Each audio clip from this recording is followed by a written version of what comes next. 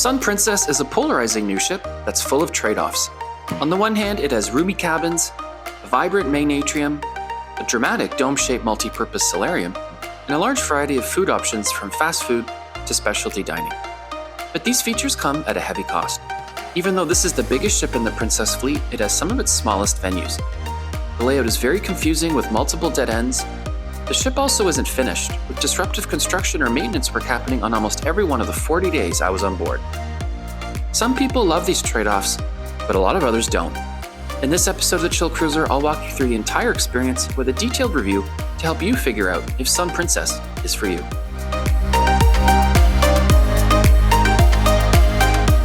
Hey cruisers, Andrew from Ottawa, Canada here. Welcome to the Chill Cruiser, where I review cruise ships from a chill perspective. Today I'm going to share a full review of my 40 days on board Sun Princess throughout Europe and its made transatlantic to Fort Lauderdale. I've already posted a few videos on its big hits and misses and how to navigate the ship, but I was barely able to scratch the surface of the hundreds of changes on this polarizing new ship and what it's like to be on board. Since I was on board for several weeks as a paying guest, I was able to put all the many changes to the test and experience the ship the way you would experience it. I say paying guest because I saw Princess host several influencer travel agent events that were heavily stage managed and emphasized the flashy Instagram qualities of the ship over the practicalities and limitations of actually sailing on the ship. Many influencers who stayed on board were upgraded to what is now called the Sanctuary Collection, so they were in a pampered bubble that most cruisers wouldn't have the budget to experience.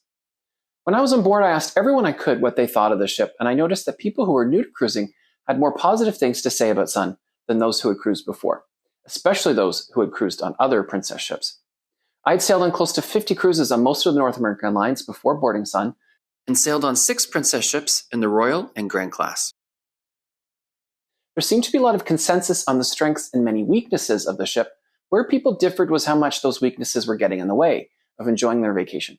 People who were new to cruising were adapting to Sun's quirks much more than those who had cruised before. When I first boarded Sun and walked around, I was really impressed with what I saw. But when I started to go to specific venues and try to enjoy specific events, things went south in a hurry. Someone I met said the layout was very choppy, and I think that's a great way of putting it. It's not very cohesive or intuitive, so it takes a while to get your bearings, and since most of the venues are too small, it's frustrating trying to get into almost everything from production shows to specialty restaurants to even a cardio machine in the gym.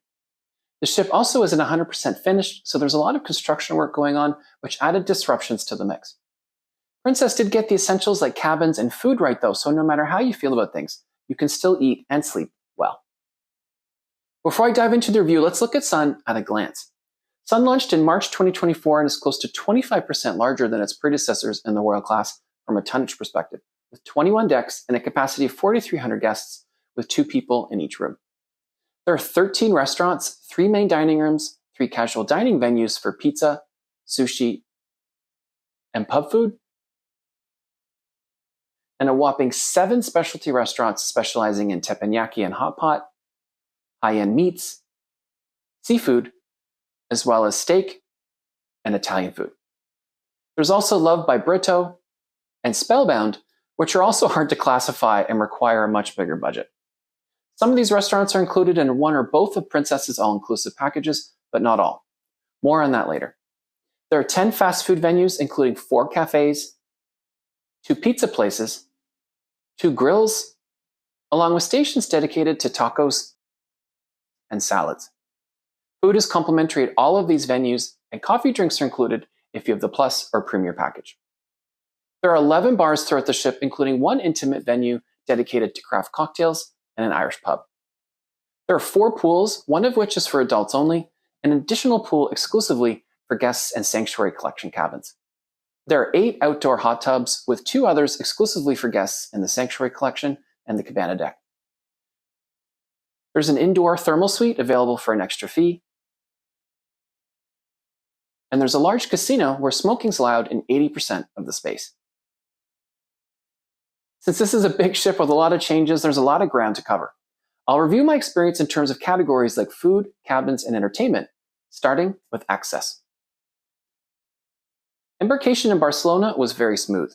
I was through security, checked in, and on the ship within about 15 minutes, although I've heard it's taken much longer on Sun's first couple of sailings out of Fort Lauderdale. Sun features a new multi-deck embarkation bridge that can be raised or lowered to accommodate different ports, allowing you to embark and disembark in the same area on Deck 4 more often. There's also a lounge beside the security screening area so you can relax after a long day in port or while waiting for your travel companions to arrive. Speaking of elevators, there are 3 large elevator banks in the forward, middle, and mid-aft sections, with an extra 2 glass elevators at the very back of the ship that offer a beautiful view during the ride. Sun has a new and much improved elevator system that directs you to an elevator based on where you're going. You enter your desired floor, and the display directs you to a specific elevator that's going to that floor. This has significantly decreased wait time and crowding compared to other sold-out Princess cruises I've been on over the last year. Although it's easy to get to any decks, it's not easy getting to many venues because of poor signage and a confusing layout. And I didn't find the app helpful for directions, especially when you needed to change decks. For example, to get to the dome, we need to go forward from the forward elevator, go through a small doorway and down a nondescript corridor. And the only way you'd know you're headed in the right direction is this tiny little sign that you need to basically be right in front of to be able to read. It's also hard to find the washroom in the dome area. It's hidden in this little alcove with no signage, so it took me more than 5 minutes of wandering around the massive dome area to find it. It can also get confusing trying to figure out which side is odd or even when arriving at your cabin's floor from the elevator or stairwell because there are no signs. The carpets aren't color-coded and the stairwells and elevators don't all face the same direction. You can find a link to my video with tips on navigating the ship in the description. Like a lot of the venues on the ship, they shrunk the width of the cabin corridors without shrinking the housekeeping carts, so it can be challenging getting around for people with walkers and wheelchairs. Overall, I would rate Access 3 out of 5 stars. Moving on to the vibe and layout of the ship, which is very different from other Princess ships. The look and feel is much more modern with lots of neutral colors. I heard more than one person say the piazza reminded them of IKEA. Although the dome can be hard to find from the inside, it's hard to miss when you're outside. They've concentrated a lot more venues in the massive piazza areas with shore excursions, future cruises, photography, and the medallion accessory shop in the mix, as well as multiple bars and casual restaurants, so it can feel very busy. This hub approach comes with several trade-offs. The first is that there are only 2 bars on the entire ship that are enclosed. The second is that other key services normally on the lower level of the piazza, like guest services and the spa, have been pushed below the piazza surrounded by cabins, so they can be tricky to find. There are also more dead ends on this ship, which makes getting around even more complicated. If you take the aft elevators to the 18th floor, you can only access the Sanctuary Sun Deck. If you take the aft elevators to Deck 6, you can only access the Deck 6 dining room. To get to any other venues on either floor, you'll need to go to another floor, cross, and then go back up or down. If you're making your way forward to the main pool on the Lido deck, don't let the door with the window at the end of the hall fool you. It doesn't open, so be sure to use the mid-elevator lobby instead. Overall, I would rate vibe and layout 2 out of 5 stars. Moving on to cabins, which are a huge upgrade compared to other Princess ships, and in most cases have a lot more living space. Instead of the trademark Princess walk-in closet, there are now illuminated closets in the entry hallway, which does make it a bit awkward and narrow for some, but it's one of the few trade-offs on this ship that I don't mind because it's freed up more space for the living area. They finally went from using dated shower curtains to glass doors. All bathrooms have illuminated fog-free mirrors with Beekman bath products, and there's another illuminated mirror in front of the desk in the living space. All cabin categories except interiors have large, fancy couches, and the balconies are a good size, bringing the balcony size back to the industry average from the smaller sizes found on most Royal Class ships. The ocean view cabins also have a cozy alcove built into the window that ingeniously doubles as a storage space for life jackets. This is the first ship to feature the cruise line's new premium Sanctuary Collection experience, which includes upgraded cabins as well as a private restaurant and sun deck. More on that later. There's also the new cabana category with a den and a balcony that looks out onto a private sun deck with hot tub. Unfortunately, because of the ship's overall design, there are also more undesirable or less desirable cabins to be conscious of. Because of a large indent in the forward section of the ship, there are a lot of balconies with a clear view of other balconies. Since the buffet is now in the middle of the ship below cabins, and there's a large covered terrace that juts out from the middle of the back of the ship, lower aft cabins have a lot of their view obstructed by the terrace. In my cabin on deck 10, you can also hear the music from the terrace a lot more than the waves. So if you decide to plan a cruise on sun and want to have the traditional balcony view with nothing but ocean, pay very close attention to the deck plans when choosing your cabin. I would stay away from forward balcony cabins inside that indent and aft balconies immediately above the buffet terrace. Note there also aren't many aft-facing cabins on this ship because there's an extensive network of stairs where aft cabins normally would be. Lower aft-facing cabins they do have also have their view obstructed by the aft pool and they hear more of what's going on in the pool than in the ocean. I got to try 2 deluxe balcony cabins and an ocean view while I was on the ship, and they were all impressive. The beds were very comfortable, and there's a great selection of complimentary movies and TV shows on demand. After several busy weeks of travel, I cocooned in my room one day in their very cozy new robes and thoroughly enjoyed binge-watching The Good Wife while ordering room service. I would rate cabins 5 out of 5 stars. Speaking of room service, let's move on to food, which is the area with the most changes on Sun and also one of its biggest strengths. I ordered room service several times and the food was usually very good and arrived quickly, usually within 20 minutes of ordering. Note that there is a $5 fee for each room service order and a $15 activation fee if you order through the app. Both of these fees are waived if you have the Plus or Premier package. If you order breakfast using the room service card, there's no fee. Sun also offers more fast food options than any other Princess ship. The buffet terrace has a grill on one side with burgers and a pizza place on the other, with both sides having a bar. This is in addition to the burger and pizza places on the Lido deck, which now also offers separate kiosks for tacos and salad. Princess also expanded the options available at the International Cafe, which is open 24 hours at the entrance to the buffet on Deck 9. On my cruises, they were offering a delicious sandwich called the Katsu Sando with breaded chicken that was delicious. In the evenings, they also added mini cheese platters and a glass, which I thought was a nice touch. There are 3 other coffee places on Deck 7 and 17, with 2 of them also offering gelato, so it's never difficult to get your caffeine fix. There's also an American diner that's now located at the back of the buffet that's not exactly fast food since it's a sit-down restaurant, but it does feature a lot of tasty guilty pleasures like ribs and cheesy fries. The buffet is now located on the upper floor of the piazza, which is a big adjustment to Princess cruisers who are used to it being off the main Lido deck. Although there are more ready-made options like sandwiches and bowls available, buffet staff serve most of the options, which I found very repetitive after a few days. It seemed like 90% of the options for breakfast, lunch, and dinner were the same every day. All of the main dining rooms are now stacked on top of each other on decks 6, 7, and 8, with the space on 8 dedicated to Sanctuary Collection guests. Overall, getting a table was fairly smooth, but there were several nights on each cruise where there were massive lineups, and it felt very chaotic, especially on the first night and the first formal nights. If you opt for traditional dining with a set table and time for the entire cruise, one tip is to find your table number as soon as you board so you can skip the line and go straight to your table. The food quality and selection in the main dining room was similar to other Princess ships, which is a good thing. I enjoyed most of the meals I had in the main dining room. I wasn't in a Sanctuary Collection cabin, so I never got to try their private dining room, but people I met on the cruise said they enjoyed the food and the service. There are several casual restaurants within the Piazza complex or just off of it. With Sun, Princess located only casual restaurants in the open-air Piazza and placed specialty restaurants within enclosed spaces so that events in the Piazza don't affect the specialty restaurant ambiance, which was an issue on several world-class ships. I don't eat seafood, but found the pizza at Alfredo's pretty good, although the margarita pizza usually had too much cheese and not enough sauce, in my opinion. There's also pub food at the Irish pub O'Malley's, which was very popular. Note that there's a cover charge for casual restaurants that's waived if you have the Plus or Premier package. There are more specialty restaurants on Sun than any other Princess ship, and I was able to try most of them. There are the 3 traditional options, the Crown Grill Steakhouse, the Italian restaurant Sabatini's, and the Catch for seafood.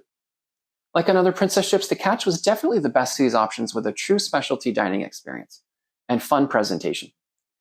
Crown Grill was a bit disappointing since it features a new menu that's heavy on seafood options and stinky cheese, and they overcooked my steak. Sabatini's was just okay. One of the highlights of my cruise was my evening at the teppanyaki restaurant, which is a new concept for Princess. The chef was very entertaining, and the food and service was excellent. The format also gives you an opportunity to meet other guests and enjoy the experience together. I would highly recommend booking here at least once if you sail on Sun. They also have a section with a hot pot menu surrounding the teppanyaki stations. Butcher's Block by Dario is also available for meat lovers, but I wasn't able to try it. Note that all of the specialty restaurants I've mentioned so far qualify for the unlimited specialty dining offered with the Premier package. There are 2 other options that are definitely not covered by the package.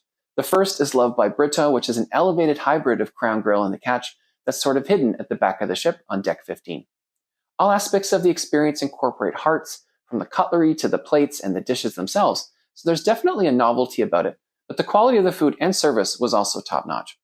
When I asked people on the ship about Love before trying it, their eyes lit up, so it's definitely a must-try if you can afford the $80 per person cover charge. The most expensive specialty dining experience is called Spellbound, which is $150 per person and is a 4-hour experience that includes a dinner in a private section of the main dining room, and then a magic show and a private lounge beside the casino. I didn't try Spellbound, but I heard very mixed reviews. Overall, I would rate food 4 out of 5 stars. Moving on to drinks, which is another strength for Sun if you're talking purely about the quality and selection of wine, beer, and spirits. Where this ship falls down is the design of the bars themselves. I mentioned that most of the indoor bars are clustered on the busy piazza, so there are only 2 fully enclosed bars on the entire ship.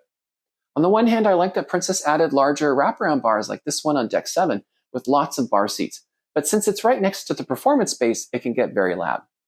There are no quiet lounges where you can relax with a cocktail and maybe enjoy a jazz band.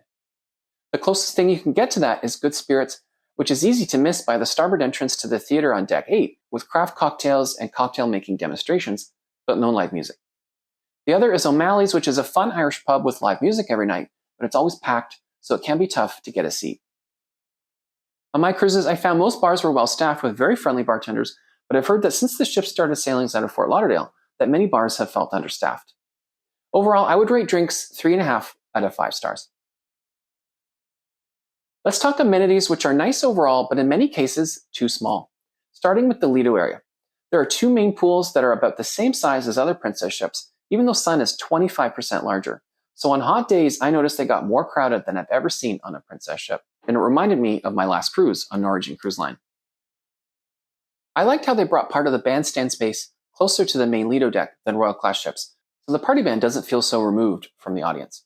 I also like that they reverted back to having a walkway in between the main pools instead of hot tubs, which helps make the area feel more open, especially during evening deck parties.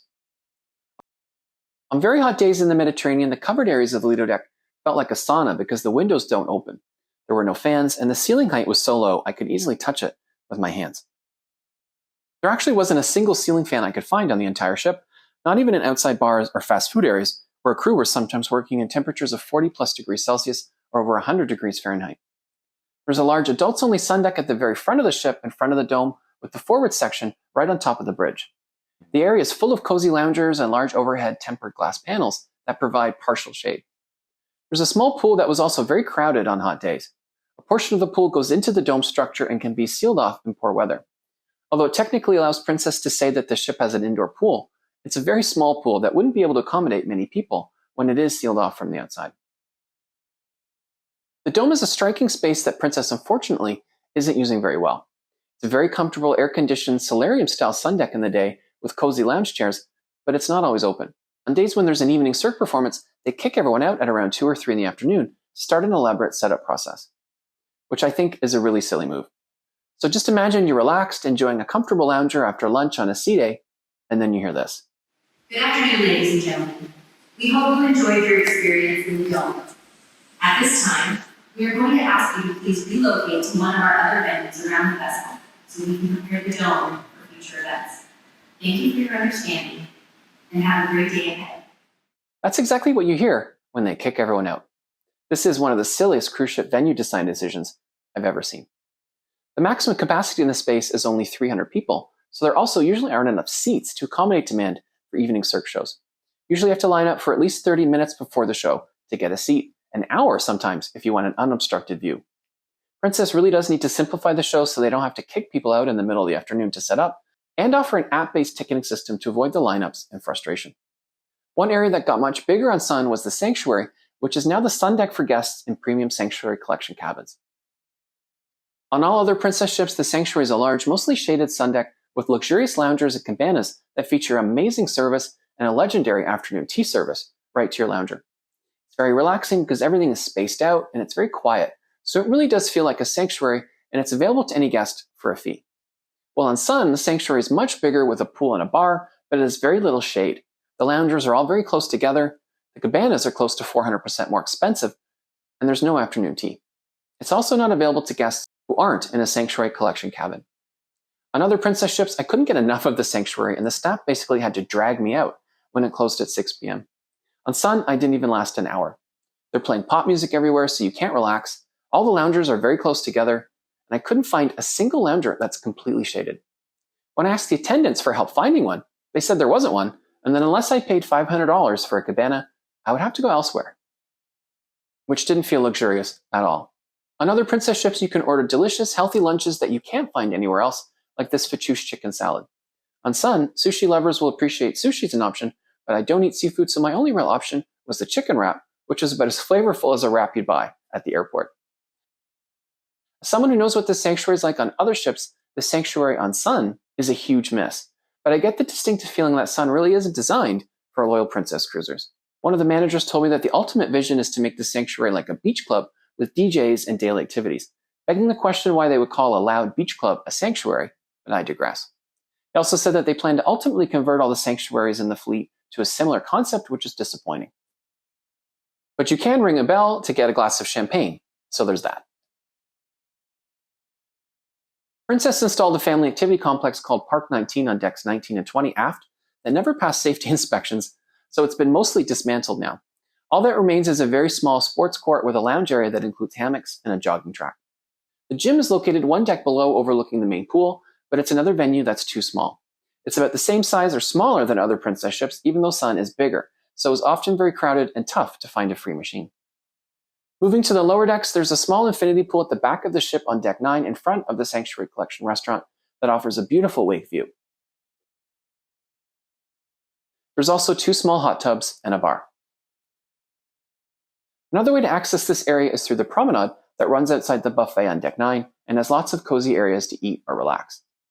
The promenade on both sides starts at the sphere in the middle and goes towards the aft, and then down one deck to wrap around the back of the ship. There is no full wraparound promenade, which I think is a big miss because it's a very popular feature on Princess's older ships. Moving inside, there's a large spa that spans 2 decks located on decks 5 and 6, surrounded by cabins. There's also a thermal suite available for an extra fee that includes a hydrotherapy pool, sauna, steam room, salt room, and heated loungers.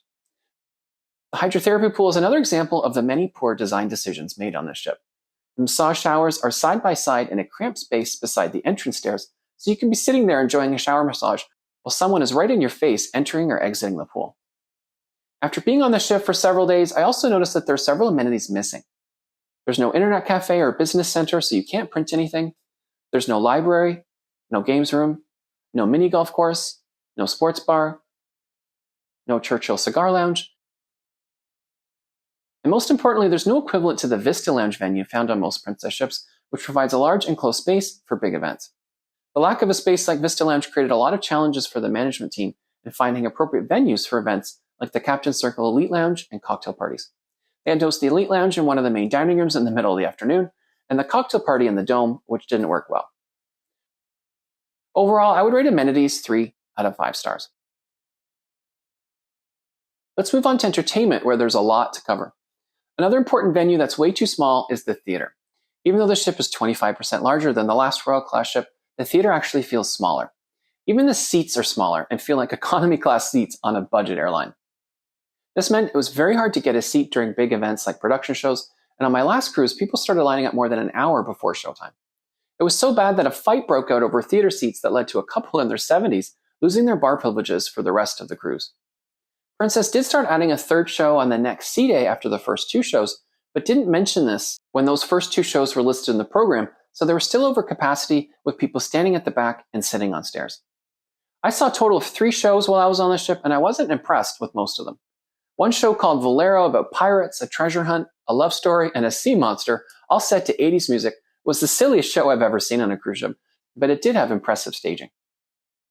Another show called Fiera, which was adapted from older ships, also has a silly story with good music and impressive staging.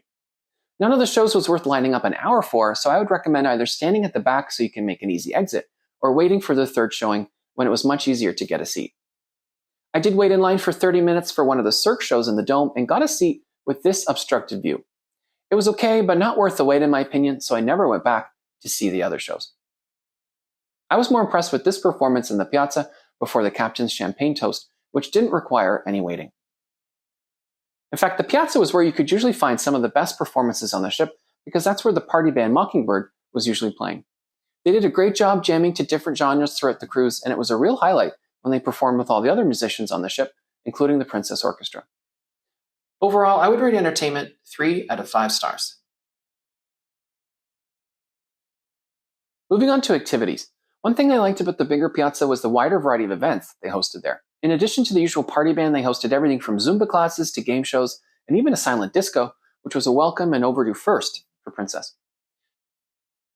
The other primary venue for activities like trivia, karaoke, and presentations was Princess Live, which again is too small and located right next to the main performance space in the piazza. So if you're watching a comedian at night, chances are high that they'll be partially drowned out by the party band. They also didn't install stadium-style seating, so the sight lines weren't very good if you were in the back rows.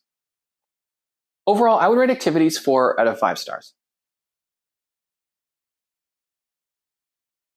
Moving on to technology, which is usually a strength for Princess, but not on Sun.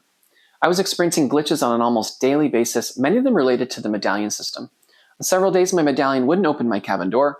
One day I woke up to no power in my room, and it took 3 crew members to figure out that it was related to my entry panel not recognizing my medallion, even though it was in my room. Although the app worked well for ordering food and drinks to my room, it didn't quite work as well in terms of accurately displaying the ship's time or current activities. I found that you had to restart the app several times a day to make sure you were getting accurate information. I also found that the internet was very slow on several days, when again, it's usually consistently fast on other ships. Sun has flashy touchscreens throughout the ship, but I think they use them as a crutch to avoid having proper signage. Overall, I'll rate technology on Sun 3 out of 5 stars. Moving on to the casino, which is usually one of my favorite venues, but definitely not on this ship.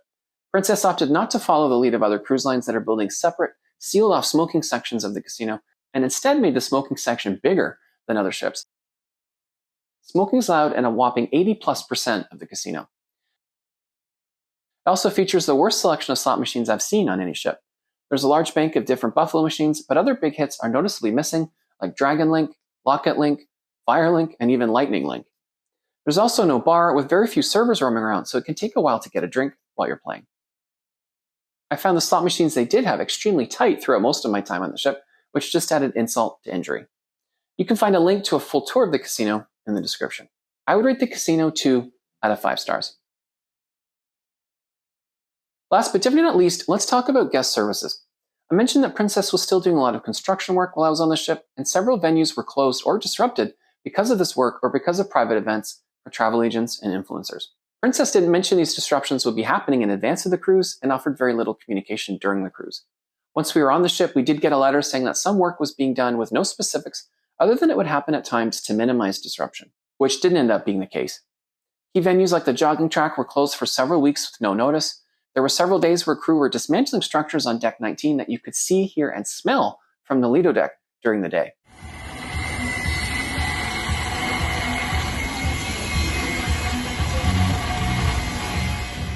Every day, large chunks of the Lido deck would also be closed off because of work being done on showers or stairs. Activities like gym classes listed in the program will be canceled with no notice.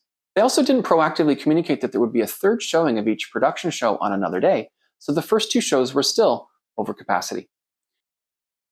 With all those technology glitches I mentioned, I had to spend a lot of time in guest services, which usually felt very crowded and chaotic. Most of the staff were helpful and friendly, but after several days where the glitches just kept piling on top of all the other issues on the ship, I did ask to speak to management, and that's where things went quickly off the rails. I had one conversation with a supervisor that got cut short because he needed to help with a medical emergency. He said he would reach out the next day, but never did. It took him 3 days to call me back, and that's only after I left several messages. When I asked to speak to the head of guest relations, it also took her 3 days and several messages to return my call. I was so frustrated that for the first time in all of my 40+ cruises, I cornered the hotel general manager in the piazza, who's one of the most senior officers on any ship, to share my experience. He was very friendly and made time to speak to me right away. He was very apologetic and offered to send some wine to my room as a goodwill gesture, but this is how it showed up. No ice, no glasses, no card, and I would argue, no class. Just 2 bottles labeled with a luggage tag, and of course, I never heard from him or anyone else from management the rest of the cruise. Based on my conversations with other cruisers, management on the ship and shoreside are well aware of the many issues on Sun, but you would hardly know it by walking around the ship. Instead of being upfront about the wait times required to get a seat in the theater or the dome, and improving awareness that there's a third showing of each production show, they would rather you learn everything the hard way. Needless to say, I think service management needs a lot of work on this ship, and I'm going to assign service a 1-star rating and a 5 for the first time. Since I was on Sun for a total of 40 days, I was able to ask a lot of people what they thought about the ship, and most times the first reaction was to pause and make a bit of a conflicted face. Only 1 or 2 of the 50+ people I spoke with said they loved the ship, which is a word that's in your face everywhere as a part of Princess's branding. In conversations about the ship, I would always ask people to rate it out of 10. The average was about 6, with guests in the Sanctuary collection giving a slightly higher rating of about 7. Keep in mind, this was after the ship was sailing for 6 months.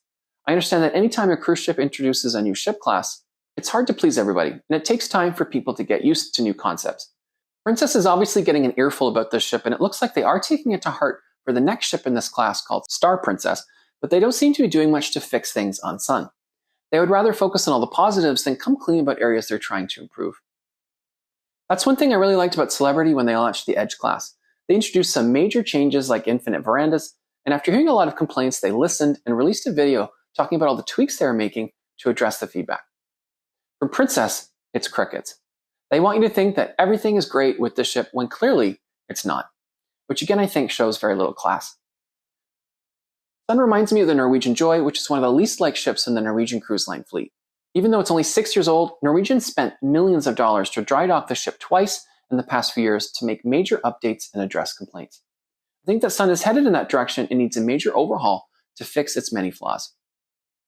So you won't be surprised to learn that this is one of my least favorite ships of all time, and I'm not in a hurry to ever go back. It is still a cruise ship though, with good food and cabins, so you can't go wrong if the timing and itinerary makes sense. But it's definitely not the sensational experience Princess is selling, and I don't think it's worth a premium over other Princess ships unless the Sanctuary Collection cabin is in your budget. Hit subscribe and watch out for tours of my balcony and ocean view cabins, as well as a walkthrough of the thermal suite. For a guide to navigating the ship, you can find my Sun 101 video here. Thank you for watching, and happy cruising.